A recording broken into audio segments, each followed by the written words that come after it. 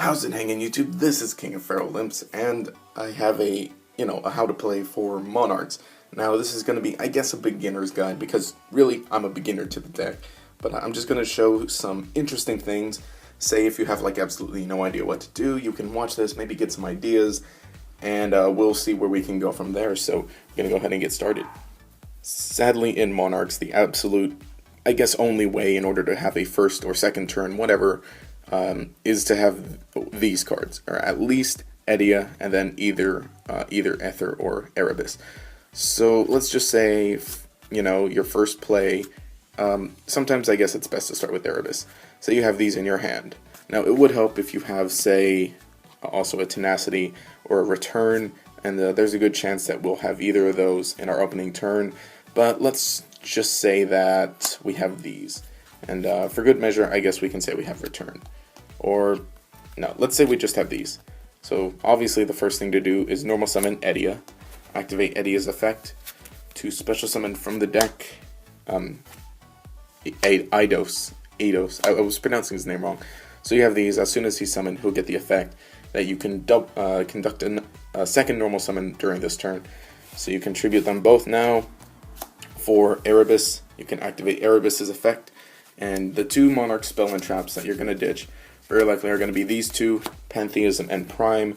The Prime Monarch because it can come back later in the game and it's good to have that in the grave. And then Pantheism because you can use the effect right away. Then you can use this effect, return one card from your opponent's hand to their deck. And then immediately after you do that, you can use, well, not immediately, but you can use Pantheism's effect to banish itself from the grave. And then reveal 3 copies of a card from your deck. Well, you can reveal any 3 cards, but very likely you're going to want Domain, so you can just reveal 3. You can get 3 copies of Domain, and then, guaranteed you'll get one. So you can activate it, and then this is a decent turn.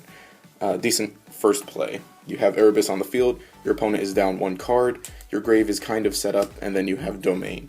Now again, like I said, say you had some other things, say you already had Return on the field, then from that you can go ahead and add some cards to use next turn, or if you had any other spell or trap cards, you can set them and use them, or any other spells. That's basically what a first turn, that's a basic first turn.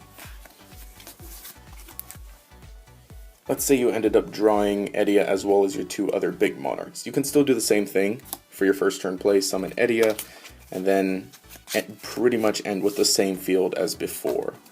So that would be Erebus on the field, your grave set up with these 3 cards, this banished, and then Domain on the field, and of course Ether in your hand. Now Ether's effect is that during your opponent's main phase, you can banish 1 Monarch spell or trap card from your graveyard to immediately tribute summon this card. And it also has the additional effect that you can tribute summon it using 1 tribute summon monster instead of 2, which you already have on the field. So during your opponent's main phase, you can go ahead and banish, say, your other Monarch spell or trap card from your grave. If you're going to do that, I wouldn't recommend it being Prime Monarch, but, whatever. Let's just say that. So then you immediately tribute summon as a quick effect, and then the effect triggers since you tribute summoned it.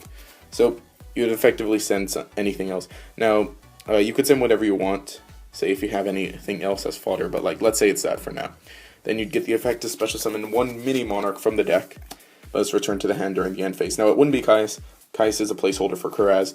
Very likely if it's Kuraz, you can pop stuff you have in the back row, say, you have, I don't know, stuff you don't need, say 2 cards in the back that you don't need, say Set, then you can pop those both to draw 2 cards, or you can pop 2 of your opponent's monsters that they desperately need that turn, since again, you're summoning this during your opponent's turn, so it's effectively an Icarus attack, but they'll draw 2 cards off of it, but that doesn't matter so much if they're very important cards. After that, Kuraz will be returned to your hand during the end phase, and then you can, say, summon it again. And then going into next turn, you'll have a pretty good turn. You'll have a pretty good play because Grave is still set up. You have Ether, and again, these are still there. And you can do even more with that.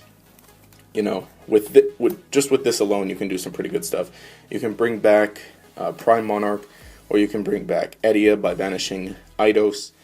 And if you, if you tribute summon Edea, then you'll get back some of your banished stuff. And if you happen to have something else in your hand, which actually, again, that's kind of good if you have Return, because you can use it. And again, you know, you still have that Kuraz or whatever monster you summoned in your hand.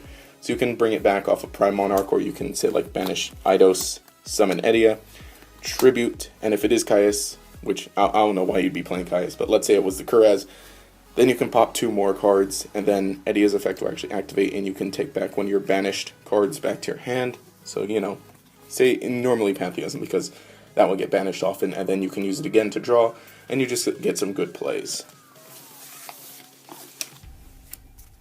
Now, 1-for-1 is arguably the best play you have in the deck. That's why, you know, because summoning your Edea is pretty good, not having to use one of your normal summons on it. Because, you know, it's not... I mean, some people were also playing the Reinforced Truth in order to get the effect. But, you know, it depends if you're still playing that or if you want to play it. But for now, like 1-for-1, it's like a good 1-up because you can do some great things. So let's say you draw these 3 cards. You're 1-for-1 and then 2 of your big guys, or even just 1 of your big guys along with return in, you know, in combination with that. But let's say you get these, which not that difficult to do, I guess. So activate your 1-for-1, and you know, you're gonna need an additional monster. So let's say it's this guy. So let's say 1-for-1, get your additional monster, special summon Edea from the deck. Edea is going to activate to special summon YuGiOh, and then YuGiOh's effect activates.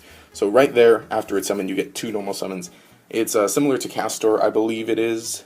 It's something like that. But as soon as that, you get 2 normal summons this turn. So use one of them, sack them both for that, use his effect, banish, or not banish, but send these 2 cards to the grave, your usual 2, and then spin one of your opponent's cards. Then you can even banish the Pantheism, and then Pantheism, say you get your domain active, and then from there you're only going to need 1 tribute to summon your other thing, your other card in hand. So, you know, you can either, if you had like a Tenacity of the Monarchs you use this turn, you can banish Prime Monarch from the grave, or you can use YuGiOh's effect, which banishes himself to special summon another Squire or Vassal from the grave. So, say that's Edea, then you can use Domain's effect to make Ether level 6, tribute Edea for Ether, and then Edea's effect will actually activate to add back Pantheism, and then you just have some good plays from there.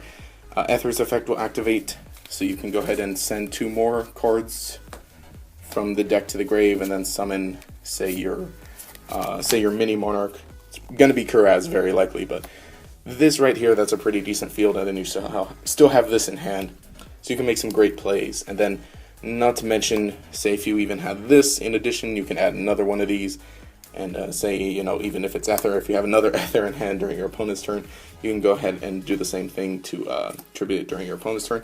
You could just make some good plays with special summoning, with just by special summoning Edea, which again, that's one reason why I've seen some people used to play Reinforced Truth, but you know, it depends. I want to try that out some more. Of course, there's much more you can do depending on what you draw and how else you want to play it, but, you know, that's a basic thing. Anyway, if you enjoyed this this how to play video, go ahead and leave a like and let me know what you thought. Now, this was a sort of beginner's guide by a beginner, just some basic stuff that you can do.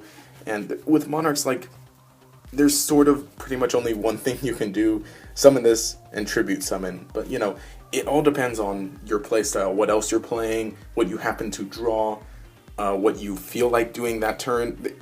There's still some room for like individuality or growth or different things that you want to do. But this is just some basic stuff that I could think of. I would have liked to spend a bit more time on this one, maybe come up with some better ideas or combos. But if you have any ideas, let me know down in the comments below. And if you're looking for any more ideas, again, go ahead and check out the comments because you'll probably find something interesting. Also, before I forget, I want to remind you to go ahead and check out my Pokemon channel, GatorX. I'll link it up there in the card, and it's going to be in the description as a link always. Anyway, if you enjoyed the content, remember to subscribe. Also, leave a like and a comment to show your support. This has been King of Feral Imps. Have a nice day.